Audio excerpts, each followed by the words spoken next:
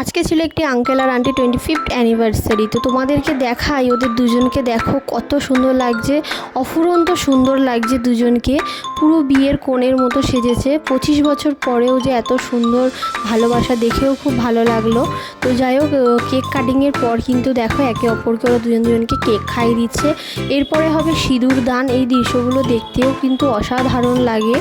যাই হোক, ওদের এইদিকে নিচের সব কিছু সেলিব্রেশন হয়ে যাওয়ার পরে কিন্তু আমরা চলে গেলাম সোজা ওপরে মেন কোর্সে।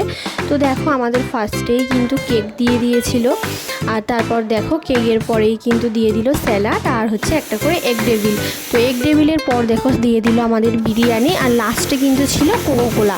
এই গোটা ভিডিওটা কেমন লাগলো অবশ্যই জানিও। আমার লুকটা তো তোমরা দেখেইছো, কেমন লাগলো কিন্তু অবশ্যই জানিও।